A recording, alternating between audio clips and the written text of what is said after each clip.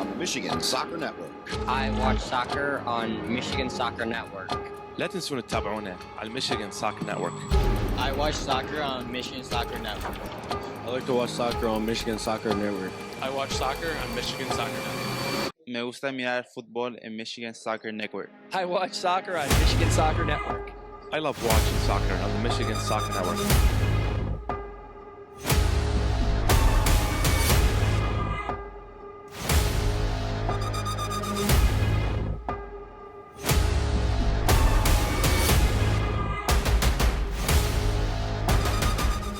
Back to Beatrial. He'll take a shot and he'll bear it! And then he'll fire it from Billows and it'll go in! Good work as this one by Henry. Good save by Jasinski. Now Worrell has a good cutback from him. He'll fire one and that's gonna go in! Oh, then both goals so far. He'll fire one and that's a wonderful save, opportunity. That's missed. Oh, it's Stone! In the Bellow should keep fighting, looking for goal number 2. Cuts it inside, shot, and that goes in! Going.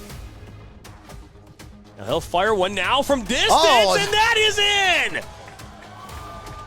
What a strike by Ben Maher!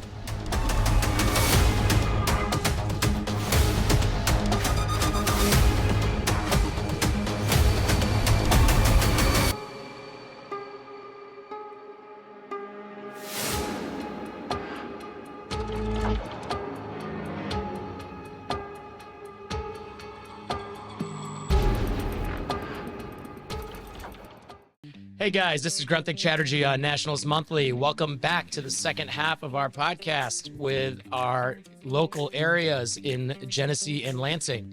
We just finished our conversation with Rick Miracle, a great one about what was happening on the ground in Genesee. And on the other side of this break, we're going to continue that conversation with James DeCosmo, our director in Lansing. We'll be back in just 1 second. Thank you for stopping by the Michigan Soccer Network. To not miss out on any of the action, all you have to do is simply hit the subscribe button, and that way you're notified every time we bring new content or go live. Thanks for stopping by. Don't just burn calories, torch those little suckers. Basecamp Fitness Troy, opening up this March, will help you get maximum results in half the time. Our intensity intervals of cardio and strength training will supercharge your calorie burn all in just 35 minutes. Make sure to lock in our founders rate and claim your 2-week risk-free trial by scanning the QR code on your screen. Basecamp Fitness Troy, located at 443 East Big Beaver Road in Troy, Michigan. Clubs love Ollie because it helps them manage their club and accelerate the development of their coaches and players. Every soccer club talks about their focus on development, but nobody actually measures it until now. We've developed the capability for every one of your teams to easily capture pro-level game stats in real time using a mobile phone. It's one thing at the end of the day to look up the results for your club, but how valuable would it be for directors to actually see how each team played? How well did a team possess the ball and control the game? How well did they create dangerous chances inside the box? How did your top players perform? And how is each coach improving from week to week? Ollie provides this powerful data through a club dashboard that shows club results and lets you drill down into any game or player. Ollie also includes team and club management that lets you communicate instantly with coaches, parents, and players, and lets directors see every club event so they can easily coordinate visits to matches and training sessions. It's got everything you need in one simple app. Reach out to us to get your club started today. What rhymes with great? Participate. Where does greatness start? Here, in the classroom. On the diamond. In the pool. On the field. Where will your greatness take you? To better grades. To more friends. Yeah! Be great. Participate!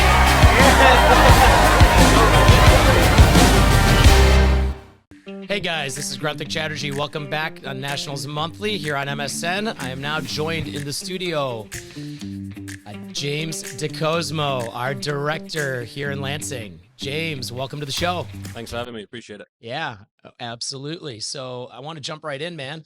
Tell me, what is you've seen the last couple of shows, and obviously Rick was just in here.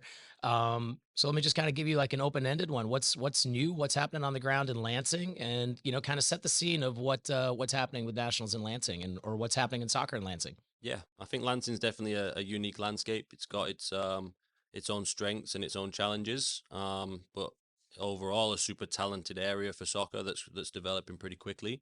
So something that we're really excited to be a part of and help culture and grow and all that sort of stuff. But yeah, I think something that we always like to point out is that there's been a ton of talent that has come out of the Lansing area in the last 5 to 10 years. There's current professionals in the MLS, Dwan Jones, Farai Mutatu. These guys are playing at the highest level in the country.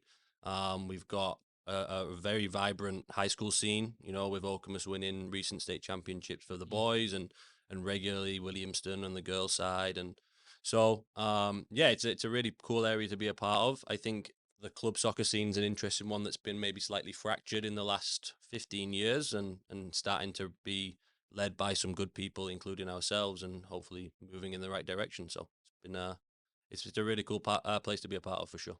Yeah, right on. Got it. So with that scene, and Lansing kind of always being a community that has had quite a bit of soccer talent and quite a bit of a soccer history, actually, right? As you just mentioned some names of boys that I've been connected to for Iowa way back in the day, at an ODP level even. As you talk about that scene and it being a pretty vibrant scene, but then maybe also kind of fractured in the club soccer level, and obviously kids go to these different high schools there, so on and so forth. Talk to me about what Nationals as a club on the ground. Walk us through kind of like the levels of play that are there, and walk us through what's kind of that soccer scene for people that are in the club soccer world that aren't, they're just beginning, let's say, from like real young kids all the way through the kids that are, let's say, 17, 18, and maybe looking to be, college bound, or what the next steps might be in their lives. Yeah.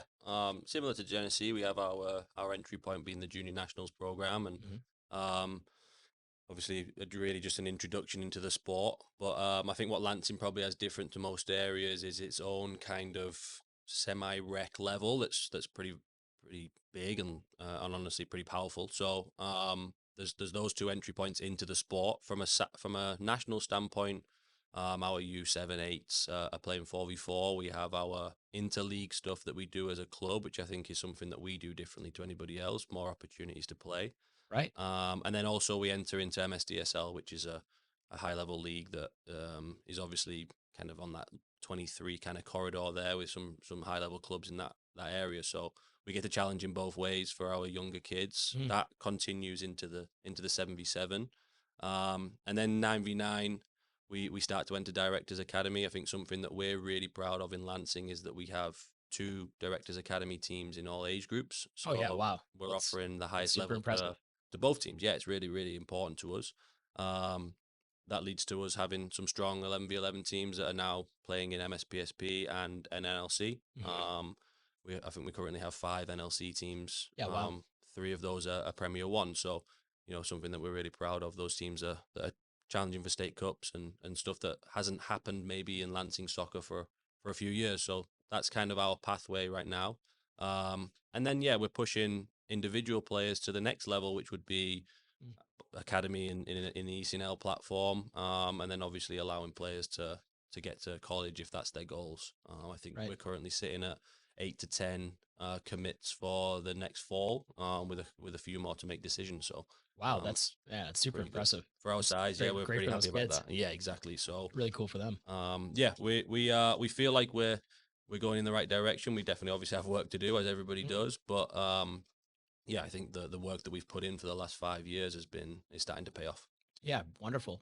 So let's go back, if you don't mind, and kind of flush out some of the things you just talked about. So from a young kid perspective, or if I'm a parent of a young child, boy or girl, and we're coming out of these developmental programs and into nationals proper, the 4v4, you said something that was unique in Lansing was this interleague. So maybe talk to us for a quick second about that. Yeah, this was actually developed by Genesee. So it's a collective of clubs that have got together, including Nationals Livonia, Wolves are involved, Nationals Tri-County, and it's just a game day experience for all our players where we get together and make the travel worthwhile, I guess. Lots more game time, less structured in regards to to teams, but more just of an environment where the kids get to go play and the game gets to teach them. So that on top of our MSDSL leagues has been awesome for our groups. Yeah, right on. So for kids that are in the Lansing community, you get access to all of these kind of extra playing opportunities just through that interleague with several clubs. Some of them our own, and then it's kind of supplemented, or that's the supplement maybe to the MSDSL like formalized league structure where you're getting to play against a lot of the top clubs in the state, for your young boys and girls, and that kind of really sets the pathway for them to then be in Directors Academy. And if you've got multiple teams in every age group on the girls and the boys side in the Directors Academy, that's all the top clubs in the state, right? So now you're just expanding the geographic zone that you play at, but you're kind of stepping stone for your kids between the kind of supplemental play days to the MSDSL to then prepare you for Directors Academy, which then obviously prepares you for MSPSP, the top level in our state, or NLC. And having 5 teams at NLC in the top level in the Midwest, I mean, that's pretty impressive, right? In terms of the ability for anybody that is in Lansing that's in that area to stay in that area and have a straight kind of linear path to the very, very top levels of soccer that then prepares you for the next level in terms of getting on to college and so on and so forth, right? Yeah. So yeah, that makes a lot of sense to me. I hope that makes sense to our listeners that are out there as we, if you go back to previous episodes as we kind of laid out the structures of soccer that are out there and how that connects to what's happening on the ground here in Lansing. So great. So the next thing I kind of wanted to talk to you about was other things that, we've talked about in the past shows that I think are consistent things that families would look for. And one of those things would be facilities, right? And what's happening kind of on the ground in Lansing, and where do you guys train out of? Where do you play games out of?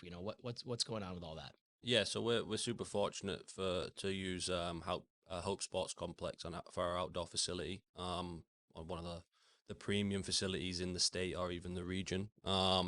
With our turf stadium field, which allows us to play outside for longer. We have lights that means that we're not calling training early because of that sort of stuff. And then also located on there is Cleats Bar and Grill, which is probably the best part for some families. You can drop your kids off to training and you guys can go have some dinner or a drink and hang out while that's going on. So yeah, definitely a super opportunity for our families to have that available to them, and something that we really, really enjoy and get out there as soon as we can. So yeah, I'd say probably one of the premium facilities in the country. Yeah. How do you feel it? I've been out to Hope, and every time I'm there, I'm always like so impressed with how that all kind of looks and feels.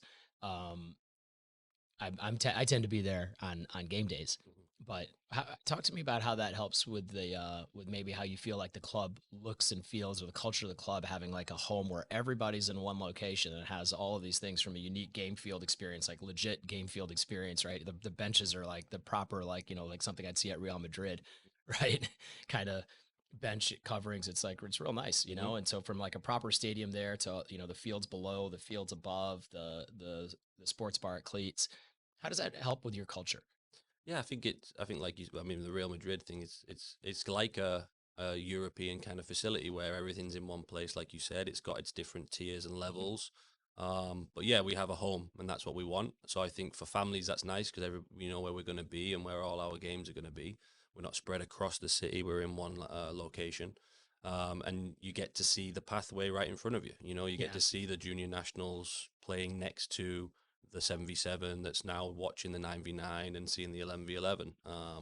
So yeah, I think that's important. You get to see everything, and obviously check out the next steps of what's going to happen in the future. And then yeah, we also get to deliver that legit game day stuff. So yeah, it's really, really good. Yeah, it must be really cool as well for families in terms of convenience. If you have multiple children playing, that you kind of have one-stop shopping. You're not driving all over the Lansing grid to try to, drop your, one kid off here and one kid's training's there, and, you're all in one place at least, right? So, and if you're in one place, you can hang out. So if one kid's practice is done and the next kid's practice starts, you have a place where you can just sit, eat some food, hang out, kind of creates that familiarity, right? Exactly. Yeah. Right. Awesome. Well, guys, we are going to take a quick break and then come back with our conversation with James. We are now going to present the next mental performance moment of the month with John Hill. So look forward to listening to that, and we'll see you on the flip side. Hello, I'm John Hill. Welcome to the Mental Performance Moment of the Month. Each month, I will bring you a short video about how you as an athlete can better prepare for the mental side of the game. Just like you go to training for the technical, tactical, and physical side of the game, mental performance training is the intentional act of training your brain for your sport. This month's mental performance moment is positive psychology. Positive psychology is a scientific approach that studies human thoughts, behaviors, and feelings. It relies on the awareness of strengths rather than weaknesses. It builds off of the good that is happening in our lives rather than the bad. Positive psychology is well-being, and the gold standard for measuring well-being is called flourishing. There are 5 factors involved in flourishing: positive emotions, engagement, relationships, meaning, and accomplishments. To increase flourishing, start to work on experiencing more positive emotions. Do more of the things that make you happy and bring enjoyment into your daily routine. Work on upping your engagement. Pursue hobbies that interest you. Develop your skills and look for a job more suited to your passions. Improve the quality of your relationship with others.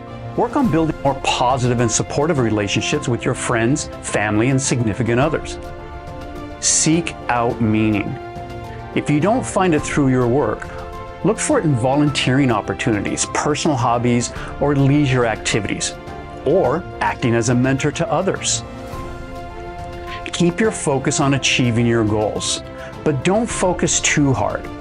Try to keep your ambition in balance with all the other important things in your life.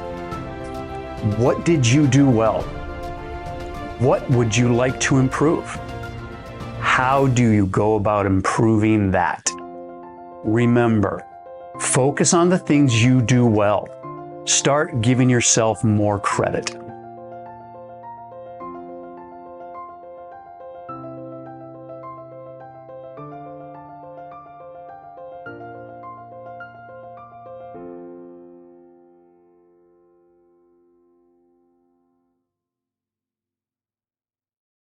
We got Nationals Monthly here on MSN. We're now going to be continuing our conversation with James. Hope you guys all enjoyed that last moment from John Hill about positive psychology. I feel like all of his points, frankly, are fantastic and are so worthwhile for all of us to try to take in, even if we get it in brief snippets. But they're super important in this day and age.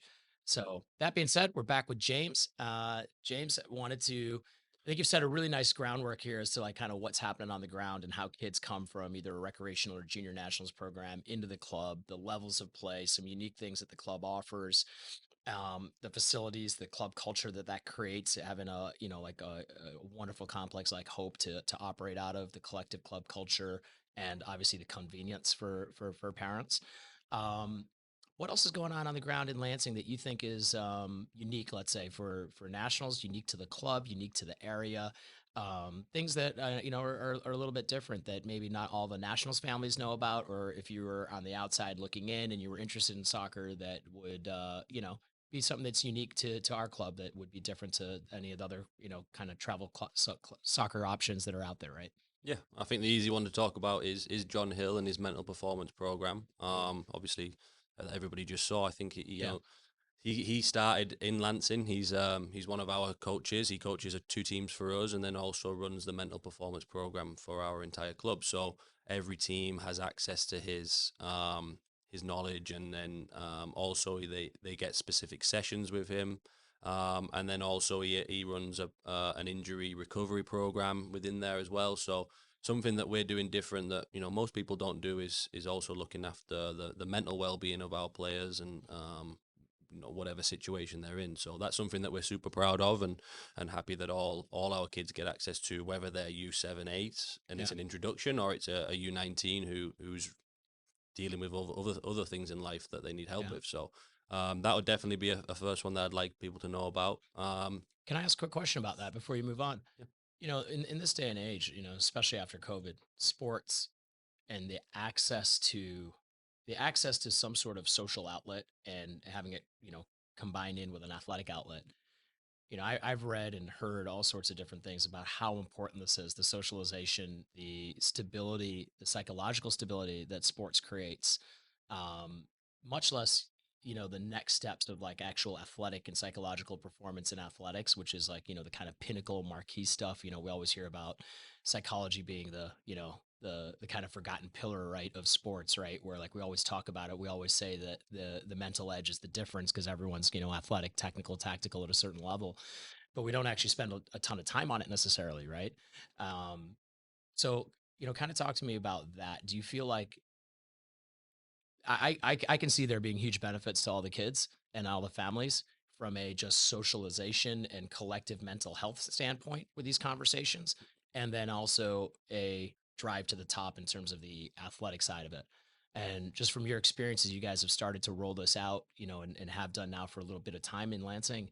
How have you seen this, and what's kind of the feedback you've gotten, or do you have any kind of personal like anecdotes about this?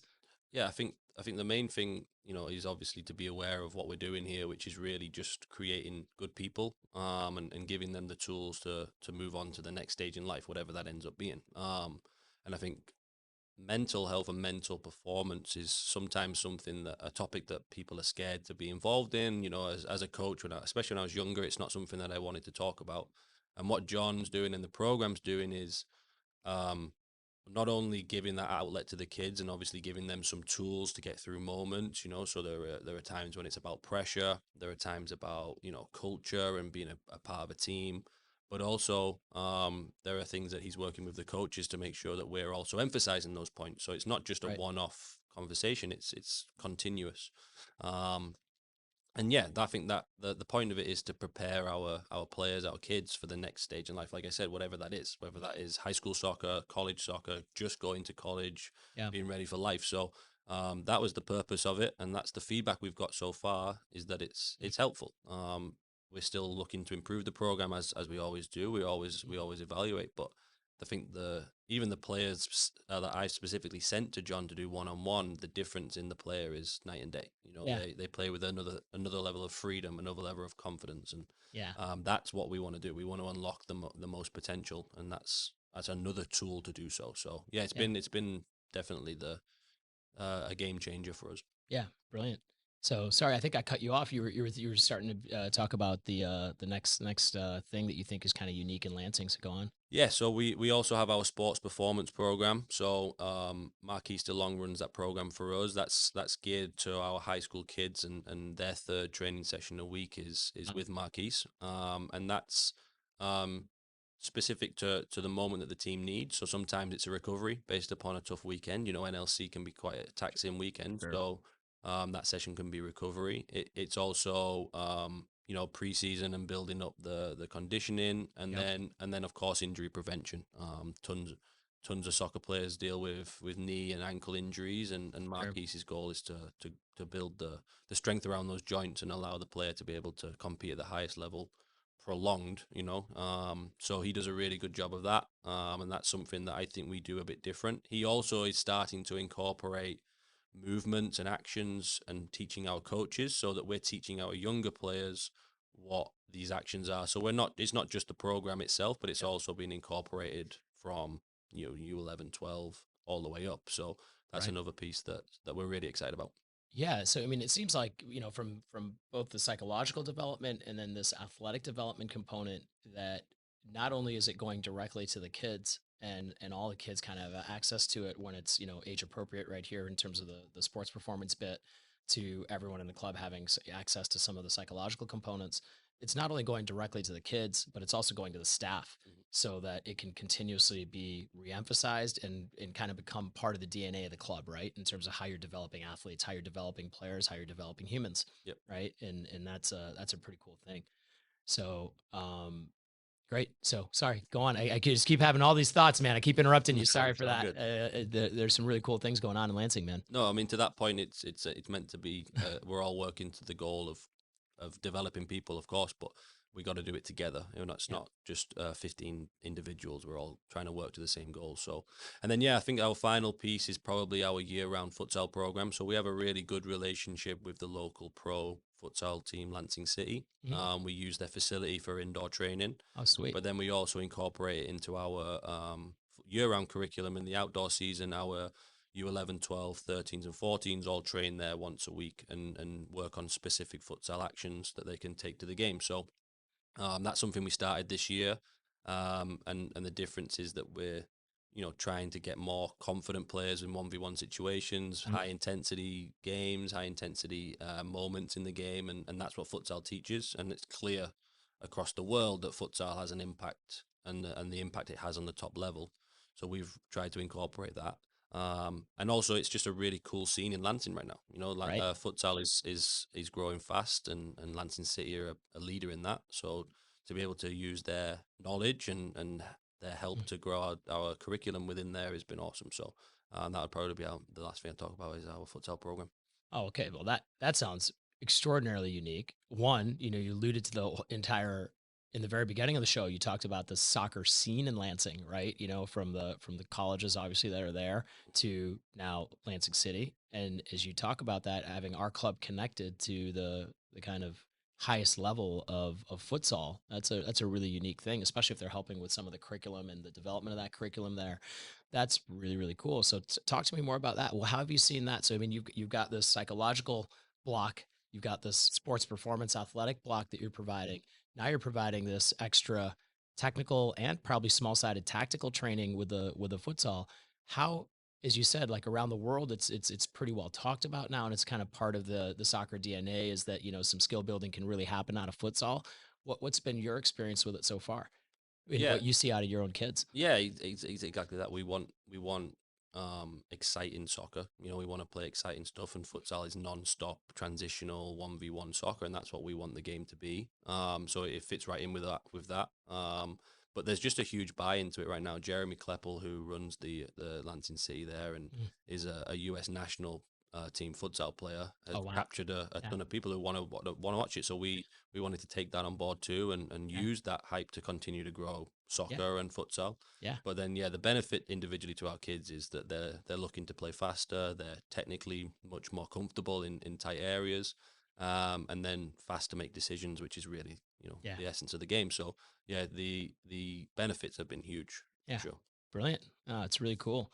So another thing I've heard about in the Lansing community and national specifically is that you guys have also you have a pretty unique kind of charity opportunity that you guys have connected to. So talk to me about that one, because I've heard about it and I think it's super cool.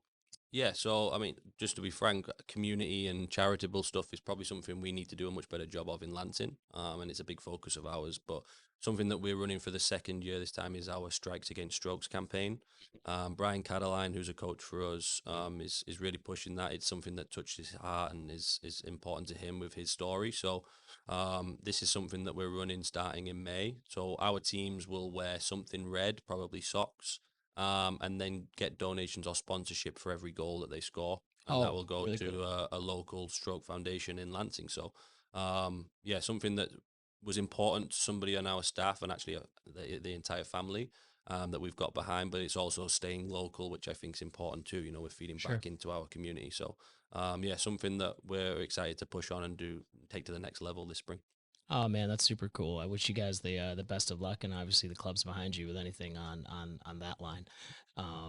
Man, James, we have covered a lot of stuff in a short period of time. I don't even know how to necessarily recap it, but from the initial stages, if you're a parent of a young child coming out of local rec or our junior nationals programs and into the club and the levels of play and all these unique extra play opportunities that you would get within nationals in Lansing, to the pathway playing against all the top local clubs to then playing against all the top clubs in the state in the DA or an MSPSP or NLC, how that is not producing players that you just said 8 to 10 and with X number more looking to make their final commitment choices for college, how this pathway is connecting up, how you're connecting on the ground to the larger soccer scene with Lansing futsal, Lansing City, and how that's connected directly into your curriculum. And that's how you're developing players that are, technically even sharper for the next level going forward, how that's going to continue to grow the soccer in the community and grow the players individually, to the athletic performance work, the psychological work that you guys are doing on a daily basis with all the kids, with John. I mean, man, there is a lot of really, really positive things happening all out of that lovely home base at Hope. Man, that is a lot of real, real positive energy in Lansing, and I really appreciate you being here and sharing that story, because I don't know that a lot of people know all of those things about nationals, much less the entire soccer scene in Lansing, right? And it looks like it's a real vibrant one, and I'm super, super happy to hear about it, and really glad that you're our leader on the ground in a what's obviously a thriving soccer community. No, thanks for having me. It's exciting to be able to talk about it, so I appreciate it. Yeah, lovely. Awesome. Well, guys, this has been a lovely conversation with James. We'll be right back. We'll see you on the other side of this quick break. Thanks.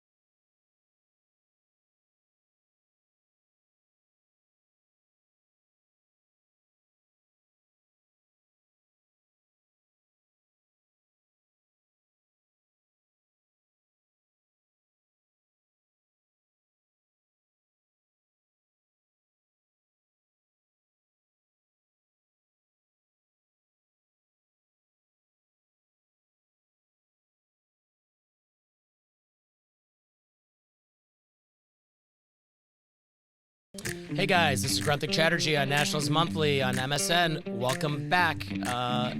Just finished our conversation, lovely conversation with James DeCosmo, our director in Nationals Capital Area out in Lansing. And obviously just this is the second part of our little series here that also included Rick Miracle and our director in Nationals up in Genesee. So, just some concluding thoughts. First, I really thank those guys for coming down and spending some time with us and sharing with all of us that are watching this about what's happening on the ground in each one of the communities. And I hope you guys can see how this kind of ties into our original shows and about what you should be looking for as parents and what the club kind of tries to uniquely provide in terms of quality facilities, whether the facilities are for convenience and also the quality of surfaces, the ability to continuously play throughout the year, the ability to play when the weather gets dark or the weather gets poor, the kind of culture that builds for the communities and on the ground, much less the development of the soccer, to some of the unique things that are going on there. The connectivity of the staff in Genesee to their junior nationals program, to the kind of psychological sports performance, futsal, the connection to the local ground, futsal pro team in Lansing, all these unique things that are happening as, within our club in each community that are still in alignment with what we talked about, in almost the very first episode, and how those things kind of can uniquely morph to fit their local community and their local needs. And also think, how the club also does try to reach back out and do some things from a charitable aspect that connect back into their community or the larger community, of Southeast Michigan and Michigan in general. So, I hope you guys can see that. I hope that resonates. It really does for me. And obviously I know James and Rick quite well, and I'm in touch with them, fairly often. So I have a pretty good sense of what's happening, but I hope that really comes through. And I hope it really comes through for all of you guys, what great leaders that we have, I think, within our club on the ground, and I kind of how blessed the organization is to have, really, really good leadership, James and Rick, leading their respective areas and really trying to make the vision of what Nationals is, that I kind of talked about in the first episode, happen on the ground in their communities. So I hope that really comes through, guys, because it really does for me, and I think they're wonderful people, and we have a lot of wonderful people within the organization. The organization, is its people at the end of the day that represent the badge, whether it's the players, the families, and the coaching staff and the directors and the leaders within the organization. So I think we got great people, and I just hope that really comes through to all of you as well. That being said, I really want you guys to stay connected and look forward to the next episode. The next episode, we're going to be talking about the Girls Academy and the Boys Academy here on the ground locally. So I really hope you guys will come back in and stay tuned for that one. I'm pretty excited about that next show. Now that we've kind of gotten a feel of some of our local areas, we're going to kind of bring it back here to the central part of the club, and real excited about sharing things that are going on within those two programs with all of you. All right, guys, that being said, that's it for today. Talk to you guys soon. Take care.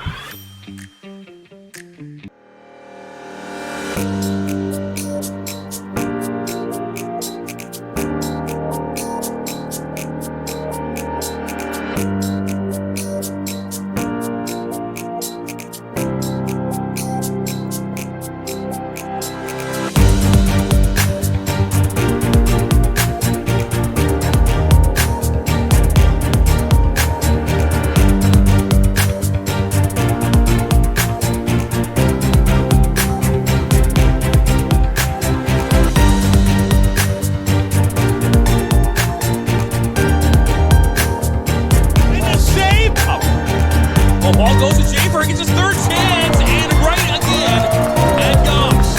Bill steps up, and the save by Hilda